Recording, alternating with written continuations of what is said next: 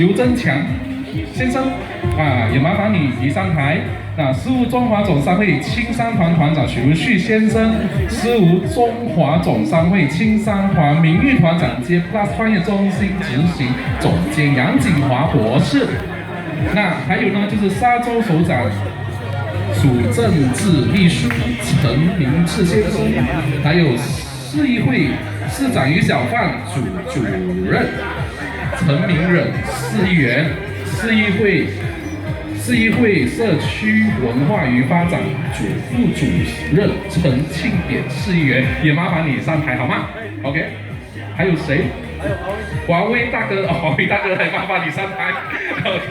OK， 可能我要你去后面，那让你们在前面。OK， 好，可以小心哦。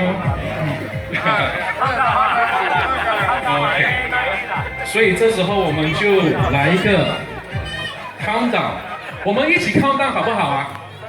一起 countdown， 那我们来数，从伸出你们的右手，然后碰在那个汤那边。OK， 然后在座的各位，我们就一起倒数好吗 ？OK， 好，我们从10开始哈。现在 OK， 然后到时候到1的时候呢，然后直接按下去，好吗？可以哈。所以我们1、2、3、10、9、8、7、6、5、4、3、2、1。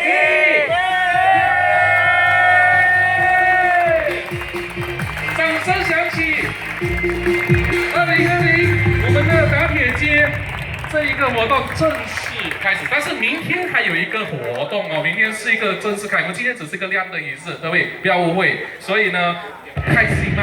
会漂亮吗？拿出你们的相机，拿出你们的那个手机，可以看一下你今天晚上的这个仪式哈。所以在座，如果你有玩一些的 Facebook、Social Media、Instagram、Snapchat 什么，你都可以放上去，让更多的朋友、事务的朋友，甚至在外乡要回来过年的朋友，都可以了解到我们有这个活动。那这样的话，他就可以到这里，也可以打卡，顺便让大家知道我们事务还是非常非常棒的一个城市，而且有这样的一个活动。你说对啊？可以哈。所以在这个时候呢，我们邀请大家留住，然后。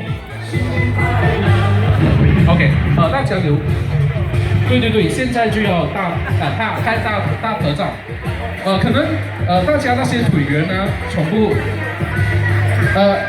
所谓的嘉宾可以留步吗？留步，打对留步，可能在台上这边。